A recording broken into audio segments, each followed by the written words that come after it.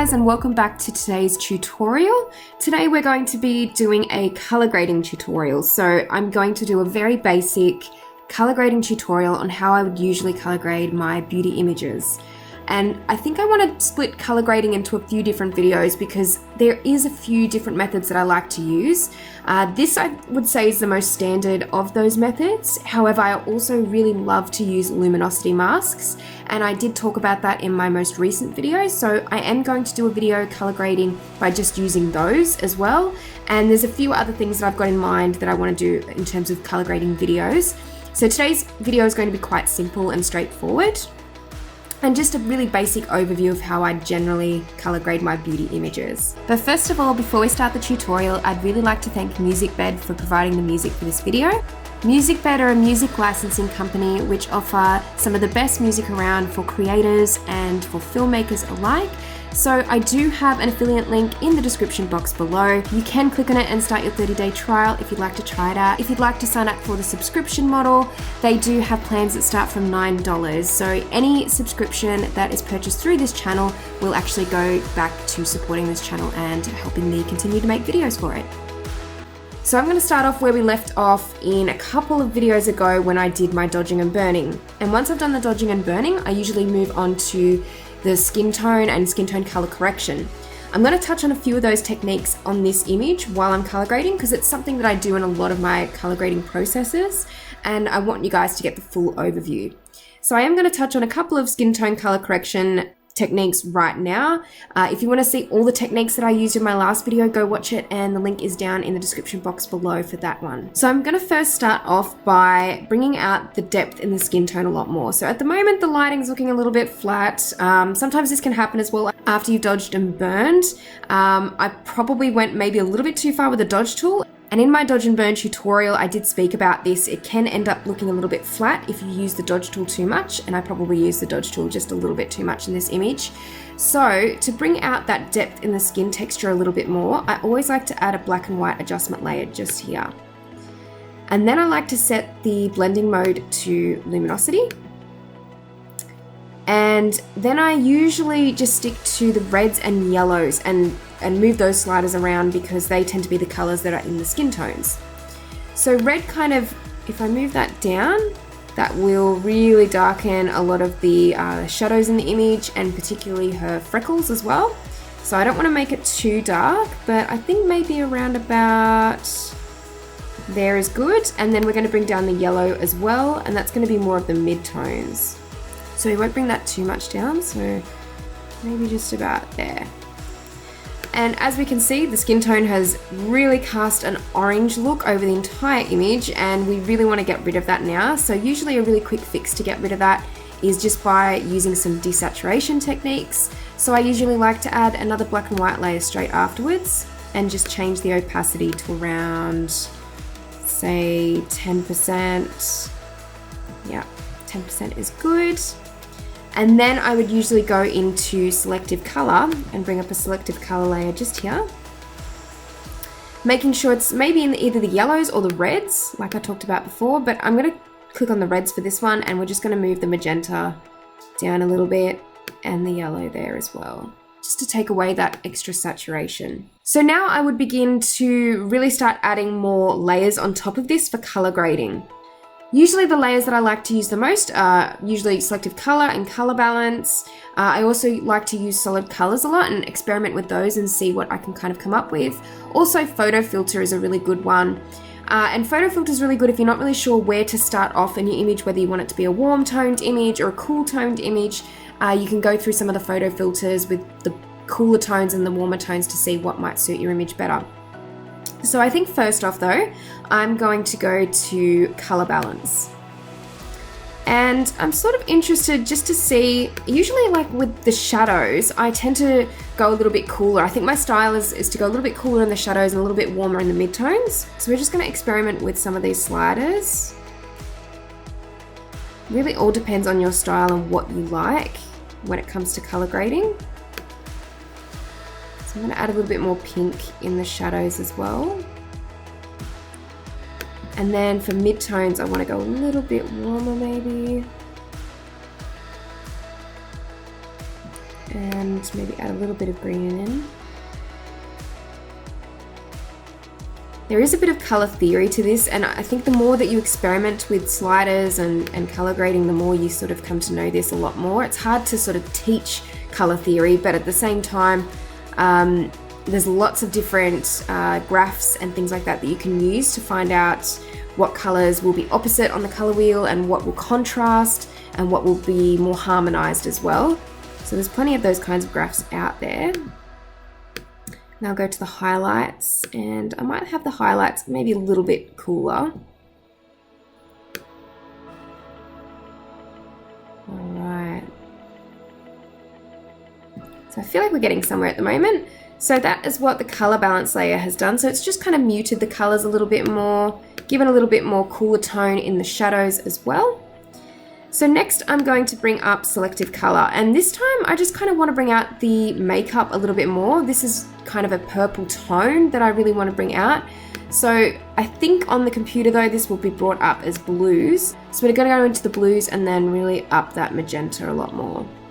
You can see that's kind of changed the color a little bit to suit the purple more. And we can up the yellow as well if we want to, or reduce it. We might up the magentas just a little bit more. So clicking that on and off, you can see that it's added more of that purple tone, which is good because the makeup was purple on the day. And I like to keep some of these selective color layers separate because otherwise then I get confused as to which sliders that I've moved and what's for what, and especially when it comes to bringing out makeup as well, I like to keep them separate. So now I might bring up a solid color and I'll show you guys how that one works. So you basically just eyedrop a color from the color picker, and then you can use your blending modes to overlay them onto the image. So usually I like to experiment with lighten and overlay. Usually I'd go for a darker color with lighten though, because it tends to fill in the shadows. And I might try overlay, and we might just go back into the color picker, and you can just kind of move this around to what you think really suits. I kind of like that cool toned highlight look actually, so I might stick with that. And then I might bring up another solid color, and these can be overlaid and layered up so you can see how they look. I'm just going to pick a random color now, and then we'll go to the blending modes and maybe pick lighten. So we'll try and pick a darker color here just to kind of fill in that shadow area. Maybe a blue, and then we'll bring the opacity right down. So we'll go back into our color picker and just kind of move it around until we find the color that matches in best. And you can really sit here all day and experiment with this. This is kind of like all on the spot for me. I'm not looking at anything that I've done previously. So I kind of like that darker blue contrast as well. And I'm going to click OK. And this time I want to bring in a levels layer, and I did talk about luminosity masks very briefly in my last tutorial. So I really want to bring one of those into the image and just brighten it up so you guys can see the color tones better. So I'm going to go into channels, and then I'm going to hold down Control on the keyboard and click RGB.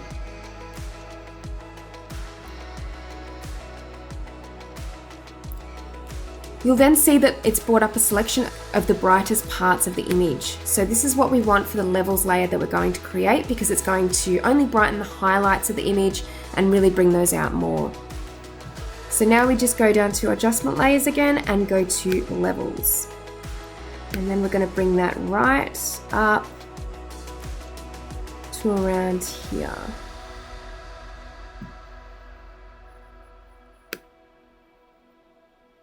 And bring the midtones up just a little bit. So you can see when I click that on and off, it's really brightened up those highlighted areas. So I'm going to go through some of the layers now and show you what they kind of add to the image. That one's filling in the shadows. This one here is filling in more of the highlights of the image and just midtones as well actually. Selective color is relying on the makeup for that one, and then color balance was kind of the base coloring that we started with, along with drawing out some of the oranges and reds in the selective color. So I'm thinking that this just looks a little bit too pink, so I think I want to add a little bit more warmth back into it. So I might generally go to photo filter. And usually with this, you can just add a bit of a warming filter if you want to warm it up a little bit more, or even like a deep yellow might be good. I might just put the density right down though to about 8. And click that on and off. And you can see it's just a really subtle change, but it's just warmed up the image slightly. So I want to take a snapshot now, and I'm going to show you guys the before and after. It's really hard to show sometimes color grading as a tutorial, especially if you're making it up on the spot, because it's hard to not contradict yourself when you're trying to look for different methods and look for different coloring, especially like I said, when you're making it up right now, it's kind of just a matter of what looks good. Sometimes you do end up with 50 layers, and that can be confusing, and some of them do contradict each other, but I think it's kind of a process, and as you go along, you like different things. You might start off with thinking the image is going to look better cool toned, and then it might look very warm at the end of it, which is kind of what's happened here. It's sort of like a midway between the both, but like I said, I do like having sort of cooler toned shadows and then warmer toned mid-tones and sometimes highlights. So we're just going to work with what we've got here, and I'm going to show you guys a before and after now of what I've just done. So this is the before image, and then this is the after image. So we've really deepened up the skin tone. We've given it a real different tone overall. It's definitely more bluish. I tend to go a little bit lighter when it comes to beauty photographs, more so than location images when it comes to color grading, because I do feel like you have to approach beauty photography a lot differently than what you would a normal fashion editorial. I do find that with beauty photography, it is harder to color grade because of the skin tones, and because they are such a focus, you can't push those sliders too much in either direction. You really have to find that middle balance of getting the tone that you want but not going too far, and that's always really been a difficult thing, I think, even for me to do, and I still experiment to this day. What I generally like to do with beauty photography a lot of the time is have most of it set up before I even get it into Photoshop. So in terms of getting a feel or a tone for the work, I want to make sure that my backdrop's gonna look good with the makeup, obviously, and I want to make sure that the makeup is obviously going to be suitable for the model that we have and for their skin tone and their hair coloring. So it all really does work together as kind of like a package, and sometimes you can't just go into Photoshop and expect to get the color grade that you want for certain images with beauty, because it is quite tricky, especially with skin tones, and that's why I have that skin tone color grading process as well. So I hope you guys really enjoyed this tutorial. It is a very standard process for me to be doing these sorts of layers, and I do this quite often as well. I would say that I've gotten into using luminosity masks a lot more because I think they're great for beauty images, because they kind of split up the image in different parts, in the midtones, in the shadows and the highlights. And I think that needs to be done sometimes with images that really just have a person's face in the shot, and it's harder to work with color tones. Sometimes you need to be a little bit more particular with what sort of colors are placed where. So I hope you guys really enjoyed this tutorial, and I will be doing, like I said, another tutorial based on luminosity masks. If you guys would like any requested videos, please put it in the comment section below. I know you guys have already been sending quite a few through, and I'm stoked with the response. I think that they're really, really great ideas, and I've added a lot of them to my list. I will be doing a retouching Q&A at some point, so definitely be sending through some questions if you have any specific ones for that, and I will definitely try and do those in the Q&A video.